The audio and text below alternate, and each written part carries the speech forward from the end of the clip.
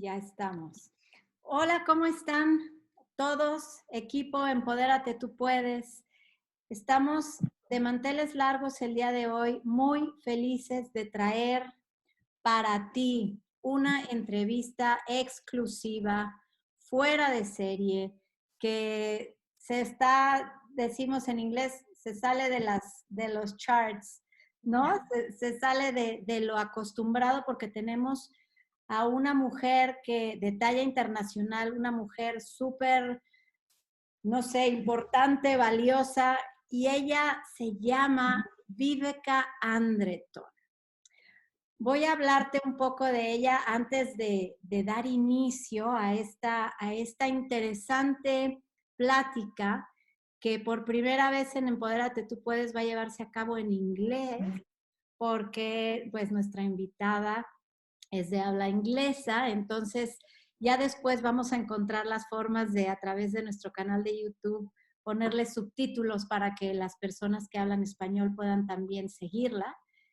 Pero te voy a hablar un poco de Viveka. Ella es una arqueóloga de origen sueco y es fundadora de Vita Consultancy y es socia de CRS. Ella es una experta en sustentabilidad, transparencia y multiculturalidad. Trabaja nada más y nada menos que con la Unión Europea y las Naciones Unidas. So I'm going to introduce you again now in English, Viveka, so you can follow us. Be very, very welcome today to this new community that we are forming. And we have today the founder of all this great idea, who is Adriana Rodriguez, which I know you're friends, you have been friends for a long time.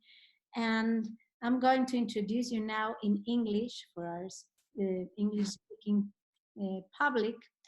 Viveka Anderton is a Swedish management consultant, facilitator, trainer, and researcher. Before going independent in 2003, she held senior positions in the telecom and IT sector. Viveka thrives in a challenging international business environment, delivering tailored, complex business transformation programs, developing leaders, reshaping organizations and sales teams. Bespoke training, building, and promoting a performance-driven culture in Europe, Middle East, Asia, and Latin America, which on-site work with 45 countries and offline projects in further 20 countries. So as you see, we're here with a big. So I'm gladly participating in this, and I would like to ask, if you allow me, Viveka, the first question. And after that, I will leave you with Adriana, who's going to conduct this interview with you, because she's like in a big and same level as you are. So I would like we are all equal in this world. Yeah. In this world, yes, but the experience you both have is at all means bigger. So, Viveka, why are you based in the Middle East? Tell us about that. What are you doing over there? As you mentioned a little bit before, was that I've been working quite a lot internationally, and I love it. I love it very much. And I think it goes back to my childhood, really. My grandparents used to live in Africa, and they were always telling stories and so forth. And very young, I used to say to my grandfather, I'm going to beat you. I'm going to travel more countries than you. So I think that started the journey, but it didn't start in the Middle East. But, you know, quite foolish. Every time a new assignment came up and it was internationally, I raised my hand and I said, I'll go. And one day it was the Middle East that came on the cards. And it actually wasn't a very safe journey, because it was in Kuwait after the war, in the Gulf War. And they were still shooting up towards the Iraqi border, but I said yes. And I think in an imagination, I thought I was sitting on a, you know, Arab carpet with an oil lamp in my hand and going for a job, but actually it was much more interesting. And it taught me so many things, but it also made the whole of understanding and decoding the Middle Eastern culture so interesting that I just became obsessed with it and very passionate about it. And it took a long journey, and I'm still on that journey of trying to decode understanding, trying to shape values in leadership here. So that's what I enjoy. So it's been a long time, actually. And my first journey to the Middle East was 93. So it's a long, long time. How long have you been living there for now? I came here then to Kuwait 93. And then I started working in Oman after that. And then I did some other smaller stints in other countries. And then I moved back, I can't remember really, about 16 years ago. And I've been living in many of the countries down here in the Middle East. So it's quite nice. I have my second base. I live in the UK as my primary base, but my second base, which I spend a lot of time in, is in Egypt, in Cairo, which is a fascinating, bubbling city, probably very much like Mexico. Say, I've never been to Mexico, but Mexicans feel quite at home here in Cairo, bustly and stuff. So yes, yeah, so that's where I am. Oh, that's so interesting. So, Adriana, Sí. yours, go ahead. Okay, well, for me, it's a real honor to have Viveka in EMPODÉRATE to Puedes, because I know Viveka for, I think, 23, 25 years. Yeah. We met each other in telecoms in the United Kingdom. And when I met her, she instantly became my good friend. She loves to work with different cultures. She's really interested about multicultural and everything to do around different cultures, probably because you are an archaeologist as well, but it is also part of, being Sweden, Sweden love to see the world as well. But I want to ask you something first. I make it interesting a little bit for the public, because I know you very well. So I'm going to ask you 3 or 4 questions where you have to choose, and you have to tell us why you choose that. The first one, what would you prefer, safari or horses? That's a very difficult question, but I am going to take my time on that one. So I want to thank you first for letting me come on this little show. I really enjoy it. It's not a show. It is a really, really, really nice thing. Not that difficult, but anyway, I would say I'm really happy to see this journey that you have taken, Adriana, into this, and thank you, Paula, for that lovely introduction as well. When it comes to horses and safari, I don't think you need to separate, because I did a safari on horseback. So, and it was an amazing feeling in South Africa to actually gallop on a horse amongst the zebras and the giraffes and things like that. So it doesn't need to be separated. Okay, but for the public, Viveka adores horses. She could live among the horses. Her hobby for many, many years was, riding horses, and she was a really good champion on horses. So no. Yes, you are. I remember your big Volvo and carrying all your horses. It was really, really nice. Okay, yeah. So let's then move to the second question. What do you prefer, archaeology or art? Anthropology is actually what I did, but the cultural studies and art. To be honest, I think things have different chapters in life. And my anthropology had a very big chapter when I was younger, and particularly when I was traveling more privately and working for Swedish companies before my Ericsson time. and I traveled more privately. And I remember doing my research in the Aboriginal reserves in Australia. That was lovely.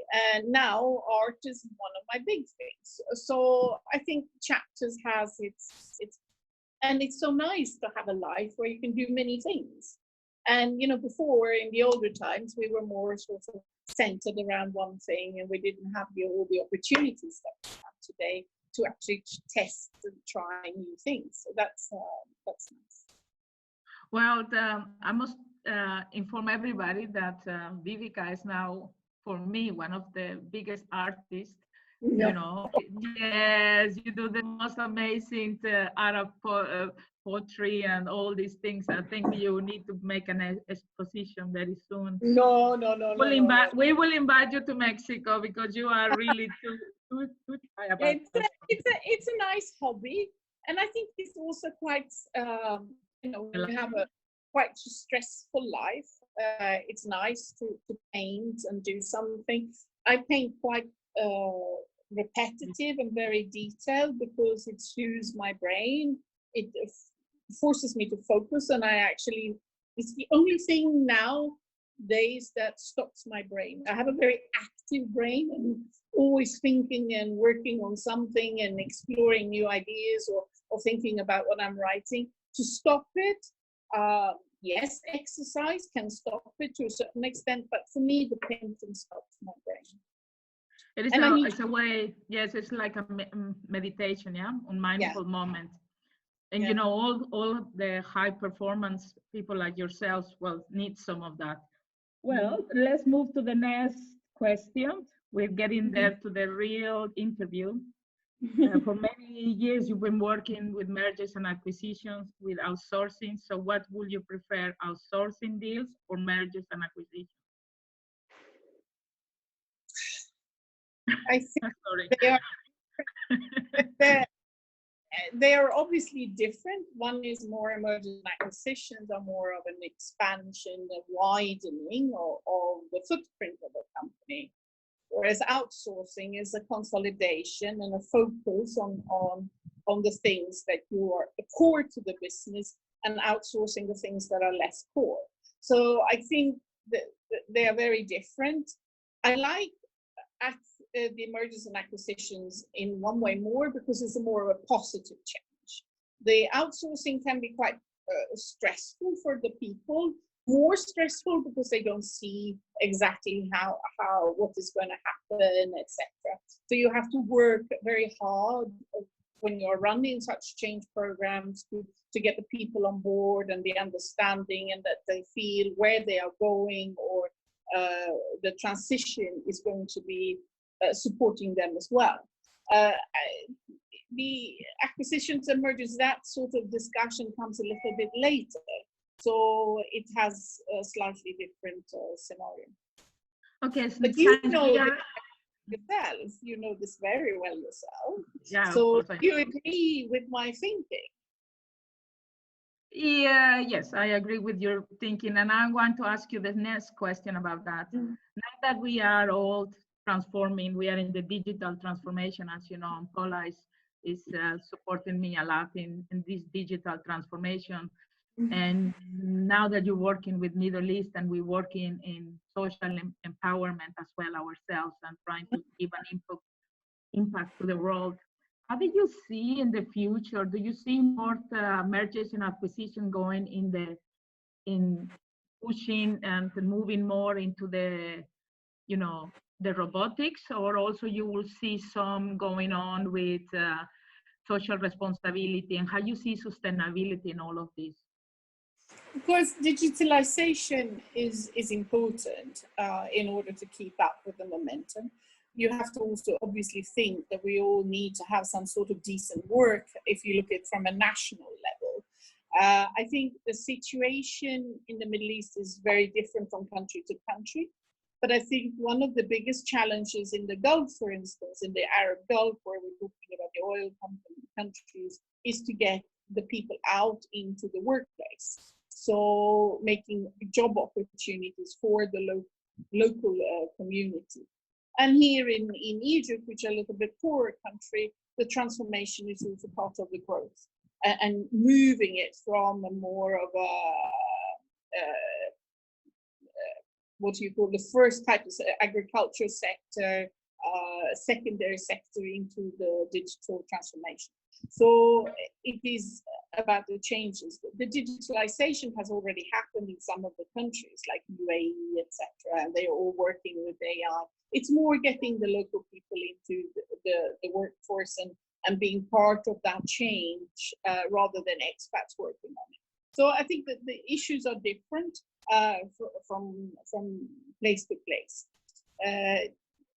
I'm very excited about some of it because I think the working conditions could be improved through that process as long as the skills are coming up, because digitalization also requires a very large skill set, an education set, and it isn't in some of the countries. Iraq, for instance, Egypt, Syria, of course, etc. as well. The skill set might not be there. Okay. So this is, and it is very dangerous when you digitalize that some parts of the country is sort of left behind. And that's, but there are many other countries like that in the world. So at the moment we are seeing, you know, one of for us, the focus a lot is in empowerment, social empowerment and social impact together with the digital transformation, because we're working with all the South American countries, Spanish-speaking countries, and they are a little bit hand-to-hand to Egypt, you know, because of the development where we are, you know, and that's why the question. But now, tell us a little bit, why do you move in and working very deeply in sustainability, and tell us about some of your cases that you're working with in your area. I started working a lot with the supporting the leadership's values and educating and empowering leaders in the Middle East to develop and articulate their values. And there's obviously a change of values as well that are important. It's been a very authoritarian type of leadership style, also a style where you're recruited more from your network, whereas now you're recruiting more for talent, etc.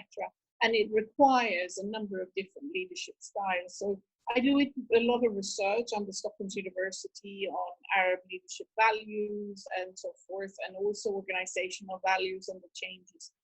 And one of the things that obviously I find very important as well is how do you lead sustainably, not short-term only profit and loss, but how do you lead towards a purpose of a company and an organization that is sustainable. Not doesn't necessarily say that it has to be environmentally friendly, etc., but it is a long term. It's not a quick win. It is a long-term business where you want to establish something. When you have a long-term view, you also look at the environment around you, where your factory might be or where your operation might be, the community around. You look at the country in a different way, you look at your workforce in a different way, you look at your suppliers in a different way as well. You want them partners and so forth. And that sort of leadership values of making that long-term, but still thinking about the profit are things that I think really is important. Viveka, can you give us some recommendations? I mean, the most of the people who are listening to you at this moment are from Latin America and also from Spain, Spanish-speaking countries. And I think all the work you have done with the different institutions around the world, you already are ahead of the curve, you know? So can you give us some recommendations that for a small enterprise, medium enterprise, and perhaps even large enterprise, you see, this is where we have to put the focus on sustainability. This is where we have to put the focus on the values. Here are my, you know, my golden rules, my suggestions. What would you tell us? I think one of the things that is really important is to have a purpose. And it is purpose of the business is not just a strategy, it's the purpose of the business. This is what I want to achieve. And the purpose should be, I want to develop this company and delivering this for the purpose of life, a purpose of the better of the community, or the better of the customer, or the better of so forth. And by thinking of the purpose, it gives you ability to look ahead. And I think this purpose is exactly what is tested very much now in COVID-19 times. What is the purpose and how are we acting? But we have to differentiate, of course, from crisis management to actually managing sustainably and responsibly in the future. So, but what happens in the crisis, we see has changes on the attitudes of our consumers, of the environment around us, and the demands of us being purposeful and responsible in the business. So I think that's probably the main recommendation, is really to look at the purpose and not just having profitability as the purpose. Okay, so if I'm repeating with my own words, have a purpose and live the purpose. So for us here in EMPODÉRATE is the social impact and the empowerment, the social empowerment that we want to do. And we're really trying very hard to live those words, because then those becomes our values. Yes, so that's very, very clear. You know, you work very, very much with the United Nations, with the European nations. What are they doing in the sustainability world? What do you think? Are they doing something different that you're just mentioning, or what are their worries at this moment? I think, at the moment, a lot of the, for instance, European governments, are having to bail out a lot of companies, or giving them funding, etc. And we've seen a number of cases already where we have seen, for instance, Poland and Denmark and France saying, you will not get aid if you have an offshore or a tax haven registration, then forget it. And it's really about looking at, how do we get our money back? Yes, of course, let's make sure we continue the countries, we continue the financial economy, we secure jobs and so forth. But if the company is constantly looking at these tax benefits, we have to put demands on them. And there's been quite strict guidelines of that. And the same is, governments will want to take these money back in different formats, and the requirements will come on these companies to actually act when it comes to gender equality, securing education, the commitments they've done for various subsidies for training or taking on board refugees, or different types of commitments companies are going to have done. They will really make sure that they are doing it. Plus, looking at the way that they operate outside of the EU as well, it's not going to be good enough to just have buying commodities at the cheapest. It needs to be a sustainable side of it. We have the SDGs from the UN side, the different sustainability goals, and these will be things that will be pushed and pushed and pushed in order to get the money. In Sweden, for instance, we're already getting a new body set up, and with a whistleblower type of function as well. If companies are cheating the system to get money, these are aspects that will be addressed. So I think it will require a different approach to things. The other thing you were talking about was UN, and that is that we are working a lot with helping companies to secure that their suppliers or their operation in different countries like Egypt or maybe Mexico as well is ethical. Ethical when it comes to management, anti-corruption, health and safety for the people, decent work conditions, avoiding child labor, any sort of modern slavery, or any type of forced labor. And these are really also important aspects for the reputation of brands, and also people want to work in companies that are ethical, and we know that. So it has to do with employee retention as well. So I see a big relation. Oh, sorry, yes, Paula. I was going to tell you, we have questions in the Facebook. Okay. Okay. I would like to read them. They come from Patricia de la Garza, who's member of EMPODÉRATE in the UK. And she's asking, the first one, when you bring forth more than what you take, and when you leave nature better than when you arrived, how do we change companies' culture? How we change companies' culture? Looking at the purpose and looking at the strategy around the sustainability is really important. And it's not just looking at to make a nice report, a glossy report. We made some charity here, we donated something to an African little community, etc. You have to really look at the whole of the governance of the company.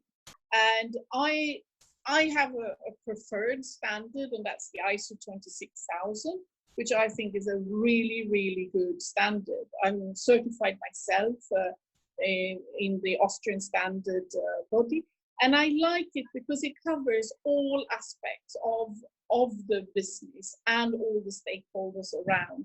So when you go through a process of ISO 26000, you really have to question everything from environment to where you're operating, how you deal with people around you, what type of policies you're going to have with investors and consumers, ethical management of consumers. So I think ISO 26000 is one way to guide you into a cultural change. Does that answer it, Patricia? I think she's so. telling, I am very much concerned about the role corporate lobbies have in government. When companies can approach decision makers as more than humans, profit becomes the first and only objective, forgetting ethics, well-being of employees and suppliers and such. She's thanking you for the answer. Thank you. Great. Okay. No, Paula, do we have any other questions from anybody else? Not at now. the moment? Okay. Then let me ask one very interesting discussion we were having, Viveka. So, you know, all this work that you're doing and all these recommendations and the questions of Patricia going in that direction. So you have to have a purpose, and you have all these things that we have to secure, you know, at the same time. But at the same time, we are seeing a lot of people going back to their countries of origin. For example, from the United States and Canada, we see a lot of migration going back to Mexico. We see a lot of people from the Netherlands coming back to the Netherlands. How did you see those things happening in the Middle East at the moment? Did you see also movement going on? You mean in relation to COVID-19? Yes, there is a huge amount of movement going on in the Middle East as well. From the Gulf to Egypt, people are being expatriated either temporarily or longer term. People are moving from the Middle East to the UK, to Europe, etc., etc. And I think it's different reasons. One reason could be fright. We're all of us a bit frightened at the moment. We're worried and tense, and family becomes an important aspect, and home comfort. The second aspect, obviously, is that a job might not be so secure. Thirdly is we might want to temporarily move because of protecting us from a situation that we believe is worse in one country than the other. However, I think nationalization in itself will be something that we will see quite a lot of. I think people will experience visa issues. We're already seeing this in the UK with Brexit, but also additional rules now. And we're also seeing that countries will try to protect its citizens' ability to have work, and that will be a thing. I think in the Middle East, I also believe that there is a lot of change going on in general at this time. We've got the oil price changes, we've got a number of other things going on, and the development of Egypt after a long time of revolutions. I think the governments are also taking this opportunity, just like you and I are taking this opportunity to maybe read more or study more. They are pushing their agendas. And I think this is what's happening a lot in different countries, when they're pushing the agendas, making sure that it's not just protecting us from COVID-19, but also reinforcing a lot of the changes that are planned. To taking this time, because it is a good time to do certain things. And I think countries are taking that. And those are quite national. You know, Paula and I, we were discussing before we start the interview, we were talking about sustainability after COVID, you know. But before we go to that, and I know Paula has some questions about that, you talk about a purpose, you talk about sustainability, you talk about the things that we have to not forget, what the UN and the EU is doing. But when we have all this migration and all these borders controlled, what happened to all of these nice things that we would just talk about it? Yes, we obviously will see, but I do think we are seeing some losers already that are very profit-minded. If you look at Adidas, for instance, that very quickly said they wouldn't pay their rents. They were treated extremely badly, and both the consumers and the public said, no way, you can deal with this like that. You look at Virgin Airline, Richard Branson has been bailed out a number of times, different things that has been happening, etc. And now asking for money again after some profit. I think in general, I think this work and the expectations from the public on responsible business will increase even more now. And it's about responsibility also for the workers. It's not just, as Wong said, but we have had a number of requirements of being responsible for workers for a long time. Now we've got the health and safety side as well, that it's safe to go to work with COVID-19. And it is safe also, the measures that are put in place, the disinfections, you're not going to get allergies. Well, there is also a number of other aspects now when we're moving into this. So I think the requirement was, and somebody said to me, and I don't have the actual numbers, but it was said by the Egyptian government here, that the number of Google searches in Egypt on responsibility and sustainability and environment has increased. This means that there is it's an expectations as well, and I think that will force it. And the fact that the governments will have such, if they can get their act together, and that's every country, has a little bit on a hook on these companies now to do the responsibility thing, otherwise you can't have the money. Okay, clear message. I think we agreed on that, Viveka. Paula, do you have some questions for yes, Viveka at this moment? I'm wondering about your opinion in this matter of the digital development. Yeah, because it's important. This company, this group that we're forming is based mostly on helping people to develop and digitalizing their businesses. So I would like you to tell me, what's your perception about Latin America's development in digitalizing their businesses? What's your perception? I don't have enough information about Latin America. My experience level is not good enough. So I'll be very careful of exactly saying that I know, etc., because I don't. I'm not up to speed about it. But I think in general, I think digitalization is good, but it requires, as you said, help and support to do that. Yes. We do need to understand how it affects working employment situation, because sometimes when you digitalize, you don't need as many people. So we need to find other jobs for people. But I think it's a little bit inevitable that we digitalize and we make it. And I think it also has shown that companies that have digitalized are more flexible now. So they're more flexible to handle changing the way they deal with customers, contacting, managing customers. So I think it is important that we do. And we see that even in the more basic commodities and delivery processes, that digitalization has helped companies to adapt. Sure. I think this matter of the companies that already had this digital culture are the ones that are suffering less in these times. Yes.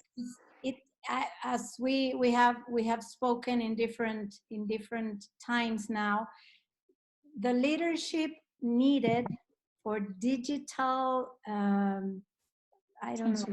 digital leadership is different.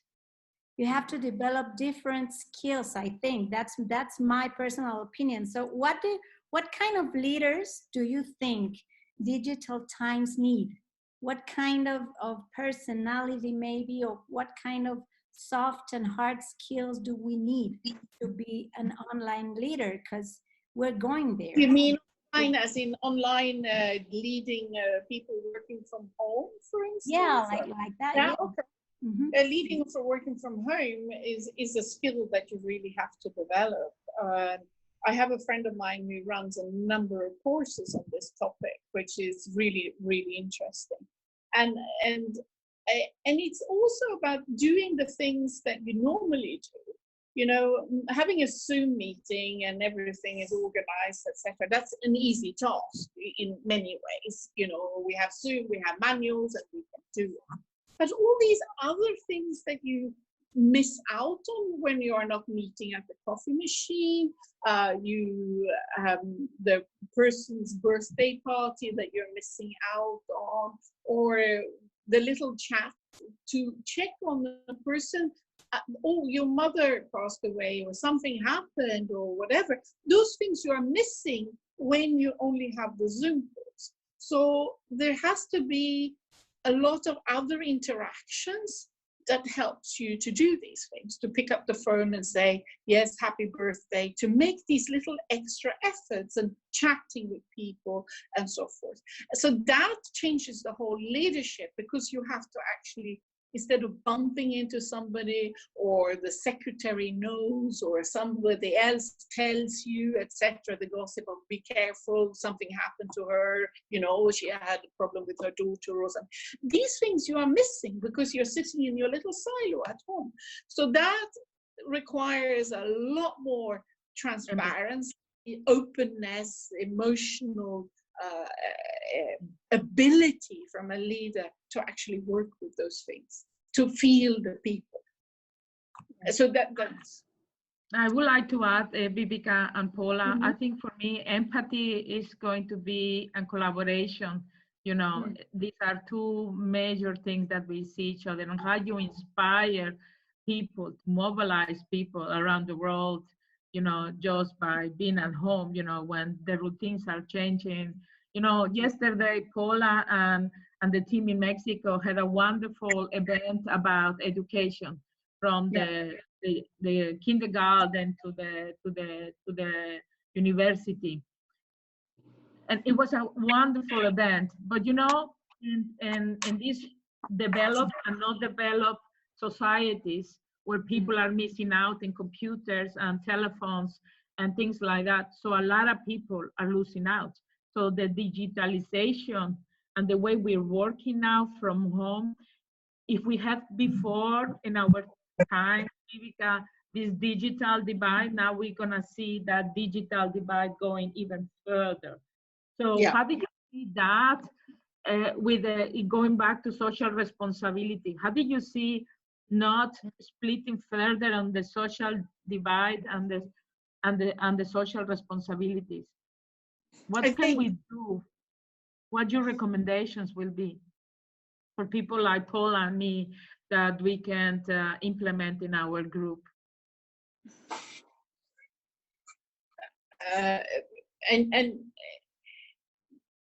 I'm not sure I have the major answer.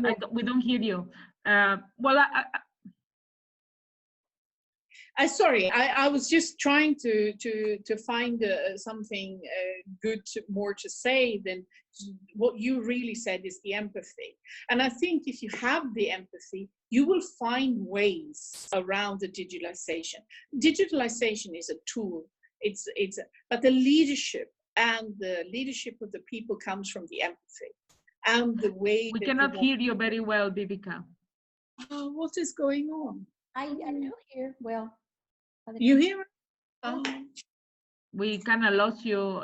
So I will repeat what I hear, and you correct me if I was wrong. It says it is more about the leadership than anything else. And if you have the good leadership, we can work around. Yeah. So if we move around then to the leadership, you've been working a lot in the Middle East with ladies, yes, with women. Tell us a little bit about your work on empowerment Middle East women and about the leadership.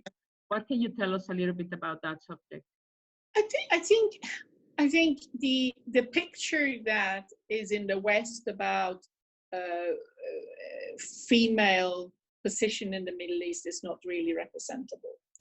I think the empowerment, there is a lot of people in very high positions in the Middle East, in ministries and ministers, etc. In this country, in Egypt, we have so many new female ministers. It's really interesting to see. And we also have a number of women on leader positions in companies, etc. But of course, some of them might be more traditionally female positions like HR or marketing, but that's similar in the West, etc. Viveka, I will repeat because we cannot hear you. So, Adriana, me parece que es un problema con tu internet porque sí se escucha bien. Okay, that's perfect then. No necesitas okay. me parece. Okay, then continue. But of course, there are. It is quite a male. How can I say, a male run culture. It has a quite strong male dominance in culture, and particularly in the less educated parts of the society. That is for sure. So of course there is a difference, and I think that but the empowerment as such is, I think it's progressing a lot. There's a lot of changes since I came here, huge changes. We had very few women in the workplace before. Now it is actually nearly more women than men in some places, etc. And so I think there is a big change. I don't feel the picture that is depicted in Western media. I don't feel it. I see it beyond that, even if there are obviously issues and challenges and improvements needed, but I think that's all over the world. So what inspires you? Where did you get your source of energy, Viveka? I think I love change. I love change, not only to change organizations and transformations. I like new projects. I like the mix of academic research influence, the writing, together with the very hands-on, walking into an organization, talking to everyone from every part and every role in the people. So my inspiration is to see businesses progress, to improve, and to flourish as such. I love doing that. And when I see the people being part of that change and feeling that change to positive and pride of being in that company, and that I think is the best part, is when they are proud of working for that company. I love that, and that is what I'd really like seeing. I can see your eyes shining at this moment when you talk about that. So where was the source of your first inspiration? Who gave you that inspiration to be who you are? To be who I am. I had a mixed upbringing, and my inspiration came very much from my grandparents. My mother was also a very strong individual and very hands-on and very practical and independent woman. So yes, I think I have it from both those sides, but my grandparents were more academia. So that I feel the mix. I feel the mix inside. My mother was much more a driver, a pushy person and very independent. And she taught me how to put up wallpaper and carpets and doing very traditionally male stuff, and in even doing the more practical stuff, whereas my grandparents were more the academia. So I think I still have this split, which I have to have both, otherwise I don't get satisfied. I need both. Paula, do you have any questions for Viveka? Yeah, but this whole inspiration thing like took me somewhere else. So yeah, my last question for you was around the COVID-19 issue. Like, yeah, how do you see moving forward after COVID-19? How do you see yourself? How do you see the world moving forward? What's your? I think we're all asking ourselves these questions, and I think I have a very travel-based, I am actually not that digitalized in that way because I work with people and change and so forth. So I do travel a lot, and I'm thinking, when am I going to travel? 2019, I was on the flight every minute and so forth. I have 3 homes. I live in the UK. I have my family in Sweden. I live here in Egypt as well. And I travel extensively. So I can't really see how my life is going to change either. So I think we are all in that sort of picture, although I'm working away, we're digitalizing new courses, we are doing audit reports in surveys instead and using web browsing stuff, and we're spending a lot of time to modernize and do things differently for when we get out of this. But exactly what it's going to look like, I'm like everyone, I'm saying, what are we going to, what is it going to be like? It's really the new normal. And I think, although I am also frightened like everyone else, I think we have to get out of that bubble in a way. And the timing of getting out of that bubble has to be the right timing. And when is that? And that's going to be really difficult for us. And I think we need to push ourselves to get the comfort again. You know, I love going to the theater. I love going, I do ceramics as well. I go to the studios and mix with people that are doing ceramics, and they come from everywhere. And I can't do any of that anymore. So it is tough for us all. I think it is tough. Yeah. And I think it needs to be recognized that we are scared. And I think also we need to be recognized that we have to be a little bit careful as well, because now the government also wants us to be coming out a little bit quicker, you know. It's because it's hurting to feel comfortable with it and not take our time, because it's just working on our comfort, I think, and working on our fear, and we have to talk about it. I think the emotions are very important at the moment. The skill we can develop is to adapt. Yeah. Who adapts the most is the one who's going to suffer the less.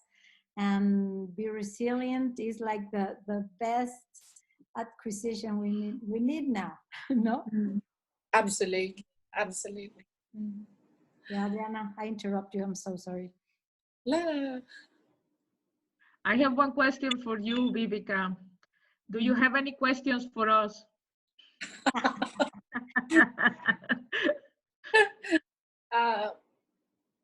So what, I didn't actually prepare any questions for you, okay? But so I actually want to say, when are you both going to come to Egypt?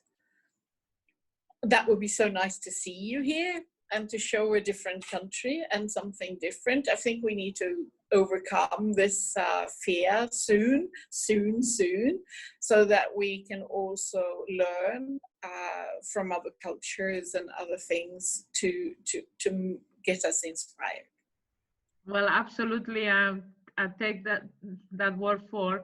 I want to go back to Egypt. I want to even make a presentation of my book in Egypt, you know, that is very much related to a lot of Egyptian culture. So I want to be there. And you are welcome to join us in Mexico as well. You promised me many years ago to go to Mexico to have another person to meet, Paula. And so let's take that risk, because life, we will not be back to normal, but we need to be away from our own fears and start getting back into the community, especially for global trotters like you and me. I miss my homes. So I don't know about you, but I already want to get out of here. I love Holland, but I miss I miss Mexico. Sure. And I miss people like you to be able to hug and, you know, and to have around, you know. So Viveka, it's been a pleasure seeing you and talking to you in this way, in this virtual way. I want to say thank you to Paula as well for hosting this new adventure with us, with experts like Viveka. And Viveka, big hug from us. And last few words for us, sustainability, Viveka. What would you, the 1-2 phrases that you want us to take home? Think about the purpose and the responsibility you have for the people, your customers, to be ethical with the customers, and to collaborate with your suppliers. And I think those are, if you do that, and with the environment around it, you got it. You got it. Think about it. So, you put a big responsibility in all of us. But I will also add, plus, don't forget your staff. Don't forget your employees. Because no, the employees, the workers is the really, really key here. Thank you. Thank you so much for letting me come on board. I really enjoyed it. And Paula, great organization and also lovely questions. And thank you, Adriana. It's lovely to see you like this. Okay. Thank you very much. Bye. Bye. Have a good day. Y a todos en Facebook hay preguntas. There's some questions left. So maybe we could answer them afterwards in the chat. Yeah. Well, whatever you guys want. So okay. You can answer it by chat, Viveka, the questions. Yeah. Here in Zoom or afterwards in Facebook. Or if you have 2 minutes, we can. Yes, we can have 2 more minutes. Yes. Okay. This is the question. Let me see. I lost it. Wait. Well, we're in. See if I find it myself. Oh, it's from Patricia de la Garza also. I can't find it now. So okay, we can answer there in the Facebook chat. Yeah. And, okay, so I'm going to say goodbye to all of you. Stay safe. Stay safe. Stay home. Y a todos los que nos escucharon en español, bueno, los que pudieron seguirnos en inglés, gracias.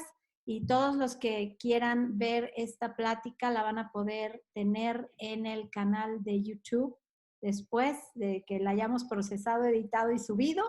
encantados de la vida y suscríbanse al canal, pónganle la campanita para que en el momento en el que esté esto arriba puedan avisarles.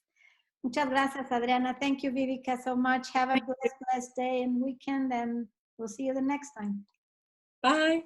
Bye-bye.